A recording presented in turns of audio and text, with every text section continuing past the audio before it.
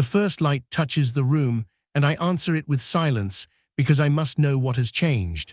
I remain on my perch, claws wrapped firmly around wood. My feathers are held close to my body, smooth and tucked, conserving warmth left from the night. I blink slowly, each eye closing in turn. I do not wake all at once. I wake in layers, first hearing, then sight, then movement. The air carries familiar scents, dry seed husks, clean water, old wood, and the faint warmth of my own feathers. Beneath that there is something else, fresh morning air slipping in through a crack, carrying distant outside life I cannot see.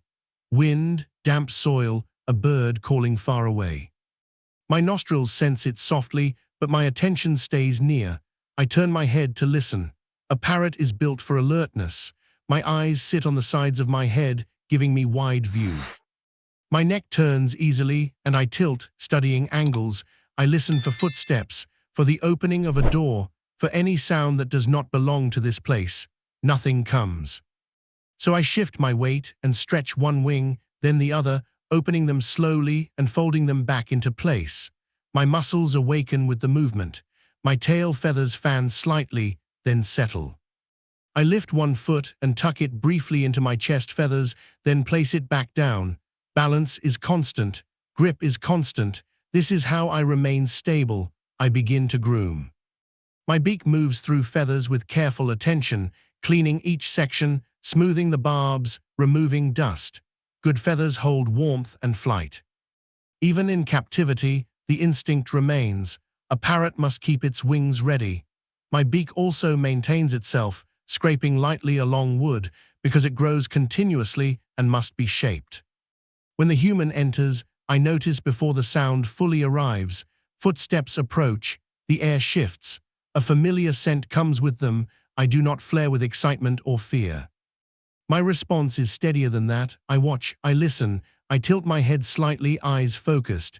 The cage door opens, the latch clicks softly, food arrives, fresh fruit, a few seeds, perhaps a nut. The scent rises sharply, sweet and rich.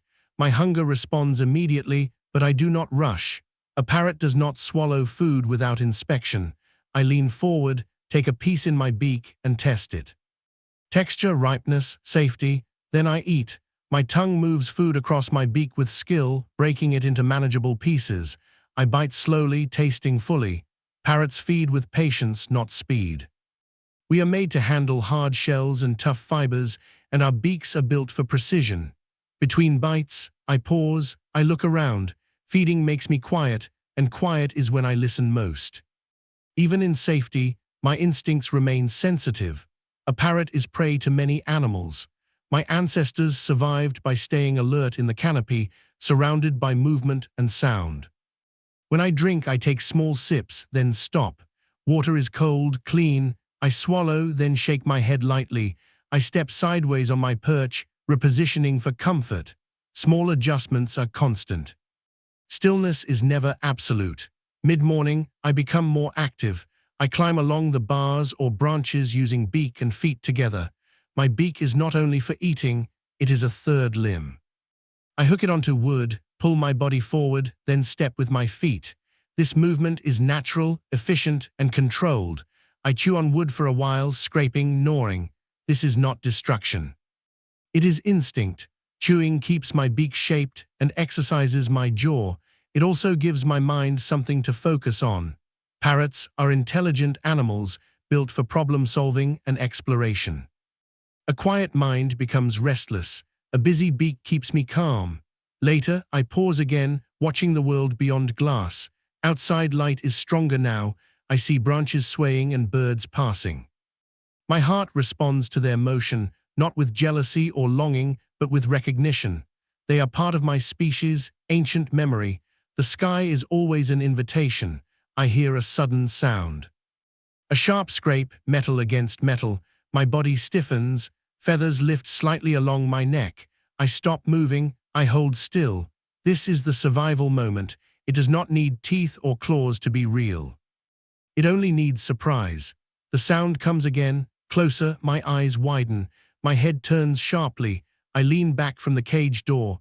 Then the human moves calmly, adjusts something, and the sound stops. I remain still longer than necessary. My body must confirm safety.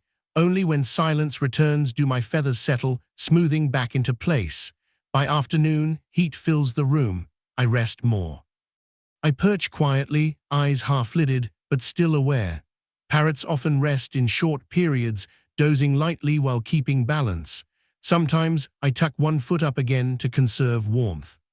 Sometimes I fluff my feathers to hold air between them. As evening approaches, the light becomes softer. I eat again in smaller amounts. I drink again. I groom again carefully because feathers must be clean before night. When darkness begins, I move less. I choose the highest perch. Height feels safest. My claws grip firmly. I tuck my head slightly into my back feathers, letting warmth rise around my face. I close one eye, then the other. Because tomorrow, the light will return, and I will listen first, before I move again. Night has its own sound, and I know it by the way the air settles. I rest on my perch, body still, feathers smooth. My breathing is slow, my head is tucked, yet I do not vanish into deep sleep the way some animals do. A parrot sleeps but wakes easily because danger once came silently through trees. A faint noise reaches me, a small creak, then silence. My eye opens, just one. I scan the room without moving my body. My neck remains still, only my gaze shifts. No threat, no shape, no unfamiliar scent. I close my eye again. Hours pass. The dark remains calm. Before dawn, the air cools slightly. I notice it immediately. My feathers fluff for warmth. My claws tighten around the perch for balance. Then the first light returns. It arrives quietly, soft at first, slipping through curtains or cracks. It touches the room's edges before it touches me. When it does, I lift my head and blink slowly. Morning begins again. I stretch both wings, one at a time, extending fully, then folding them back into place. I yawn, beak opening wide, eyes narrowing briefly, then settle again. I begin grooming early. Feathers require constant care. I draw them through my beak with patience, aligning each strand. I preen oil from the base of my tail feathers and spread it lightly across my coat. This keeps my feathers waterproof and flexible even when I do not fly through rain. When the human enters, the room changes, footsteps, air movement, familiar scent, the door opens, food comes again. Today, the food includes something hard, a nut or seed shell. I hold it in my foot. Parrots can grasp with their feet the way others grasp with hands. I bring the food to my beak and break it carefully. The cracking sound is satisfying because it is the sound of success. It is proof my beak is strong and accurate. Between bites, I pause again. Always watching, midday brings activity. The human offers a perch outside the cage, and I step onto it carefully, testing stability with my claws. My body does not leap without certainty. I move with intention. I climb, explore, and chew gently on safe wood. My mind needs movement. My beak needs work. My eyes scan the room often. I look for patterns. I notice small changes. A shifted object, a new sound, a different scent. Parrots are observant because in the wild, observation prevents mistakes. Then the survival moment arrives again, sharper this time. A sudden loud sound beyond the window. A dog barking, fast, close, unexpected. My body snaps into stillness. Feathers lift along my neck. I freeze, my heart beats faster, my eyes widen. My wings hold tight against my body. I do not scream, I do not thrash. I hold position because flailing invites danger. Stillness buys time. The barking continues, then stops. Silence follows like a heavy cloth. I remain frozen longer than necessary. My body must confirm safety.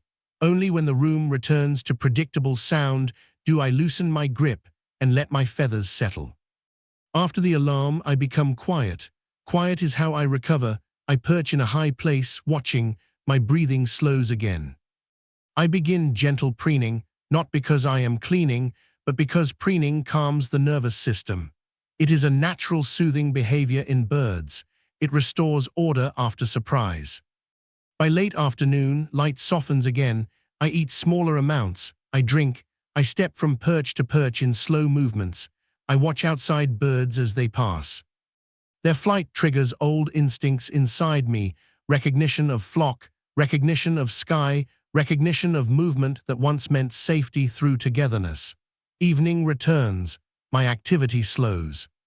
I perch higher, I fluff my feathers and settle them again.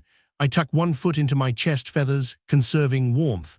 I close my eyes briefly, then open them again. Light is fading. This is when I become still, because darkness makes observation harder. Night comes. I tuck my head slightly into my back feathers. My claws tighten around the perch. My breathing becomes slow and even. In darkness, I listen, because a parrot survives by hearing what others miss. And when morning light returns, I will open my eyes, test the air, and begin again.